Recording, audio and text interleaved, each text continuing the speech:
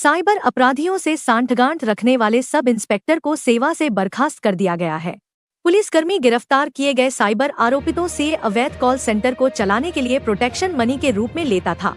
Sub inspector Satish Kumar वर्ष 2000 में police विभाग में कांस्टेबल के पद पर भर्ती हुए थे। वर्तमान में थाना उचाना के अंतर्गत नाका ड्यूटी पर तैनात थे। पुलिस आयुक्त पंचकूला की रिपोर्ट के अनुसार सतीश कुमार का नाम 21 अगस्त 2025 को धारा IT act BNS, telecommunication act और भ्रष्टाचार निवारण अधिनियम के तहत थाना साइबर क्राइम पंचकूला में सामने आया था। जांच के दौरान गिरफ्तार किए गए आरोपितों ने अवैध कॉल सेंटर को चलाने के लिए सब इंस्पेक्टर सतीश कुमार को प्रोटेक्शन मनी के रूप में देने की बात कही थी, जिससे स्पष्ट है कि आरोपित सतीश कुमार पुलिस वर्दी की गरिमा को ठेस पहुंचा रहा था और पुलिस विभाग की छवि को धूमिल कर रहा था। आरोप सिद्ध होने पर पुलिसकर्मी को सेवा से बर्खास्त कर दिया है। बुधवार को पुलिस अधीक्षक कुलदीप सिंह ने कहा कि पुलिस विभाग की साख और ईमानदारी को सर्वोपरि रखते हुए भ्रष्टाचार व कर्तव्यहीनता के विरुद्ध चलने वाले सब इंस्पेक्टर सतीश कुमार को तुरंत प्रभाव से सेवा से बर्खास्त किया है। हरियाणा पुलिस की वर्दी ईमानदारी, अनुशासन और सेवा भाव का प्रतीक है। जो भी अधिकारी इन सिद्धांतों से भटकता है, उसके लिए पुलिस विभाग में कोई स्थान नहीं है। जींद पुलिस भ्रष्टाचार और अवैध गतिविधियों के प्रति जीरो टॉलरेंस की नीति पर काम कर रही है। पुलिस आमजन को यह भरोसा दिलाती है कि जो भी पुलिस कर्मी विभाग की साख को ठेस पहुंचाएगा, उसके खिलाफ सख्त कार्रवाई की जाएगी। तो आज आपको एक विषय में अवगत जो कराना है वो है एक हमारे सब इंस्पेक्टर सतीश कुमार जो यहाँ जींद पुलिस में पोस्टेड थे दिसंबर 2024 से। तो उनके अगेंस्ट हमने डिसमिसल ऑर्डर्स कल जो है जारी किए हैं, क्योंकि उनका नाम एक गंभीर जो है कार्य में इन्वॉल्वमेंट के तौर पे आया। 3 कॉल सेंटर जो है पंचकुला पुलिस की तरफ से पकड़े गए थे गत महीनों में। तो उसमें से एक में ये सामने आया, जिस अपराधी को पकड़ा गया था उसने बताया कि ये जो सब इंस्पेक्टर थे, इन्होंने उनसे मंथली लेकर इस कॉल सेंटर को चलाने में उनकी सक्रिय मदद कर रखी थी और फिर बाद में जो वो अमाउंट ले रहे थे उसको डबल भी कर दिया।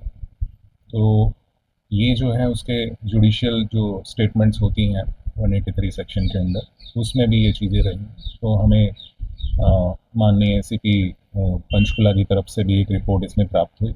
और वैसे तो जनरल केसेस में कभी भी कोई डिपार्टमेंटल एक्शन लिया जाता है तो एक डिपार्टमेंटल इंक्वायरी होती है, प्रिलिमिनरी इंक्वायरी होती है, लेकिन हमारे PHQ की तरफ से रेगुलेशन भी जारी किए हुए हैं और ये क्योंकि बहुत ही ज़्यादा गंभीर एक विषय रहा है और उनकी इन्वॉल्वमेंट साफ नज़र आती है, तो हमने इसमें कोई इंक्वायरी कंडक्ट नहीं की है।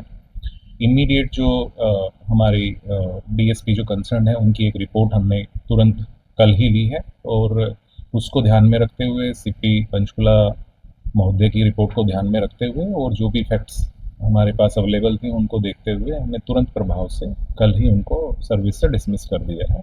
इसके पीछे जो मकसद है वो यही है कि उस लेवल के करप्शन की जो है पुलिस में, क्योंकि इसमें जनता का एक विश्वास होता है, ट्रस्ट होता है, अगर वो ट्रस्ट ही नहीं रहेगा तो फिर पुलिस जो है कहीं भी पब्लिक की प्रोटेक्शन में कामयाब नहीं हो पाएगी। तो वो एक एग्जांपल सेट करने के लिए, मैसेज देने के लिए क्लियर कि इस तरह का इनटॉलरेबल है बिल्कुल इस तरह का conduct.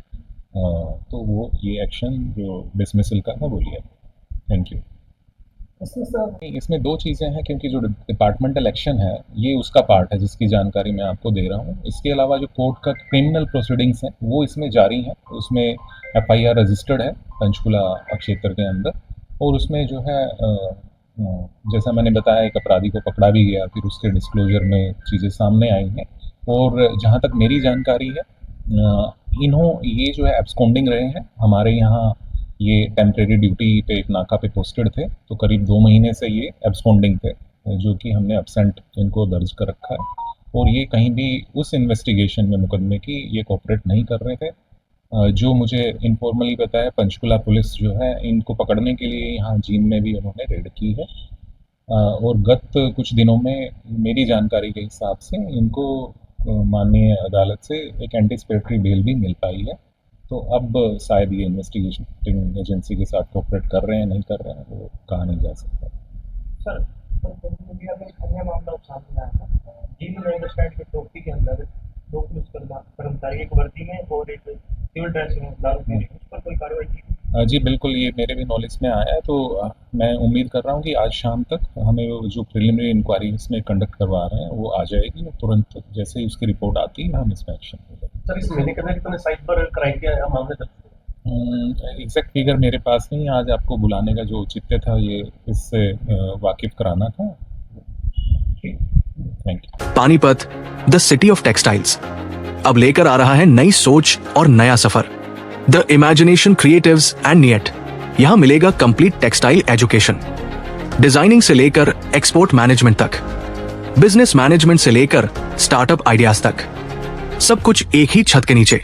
Expert guidance by Nilambar Singh और एस के मलिक, जो आपको इंस्पायर करेंगे आपका अपना टेक्सटाइल एम्पायर बनाने के लिए। यहां मिलती है मोटिवेशन क्लासेस, प्रोडक्ट एनालिटिक्स और real business exposure. Demo classes शुरू हो चुकी है। आज ही संपर्क करें द इमेजिनेशन क्रिएटिव्स एंड नियट टीम से, managed by Savita Malik, CEO।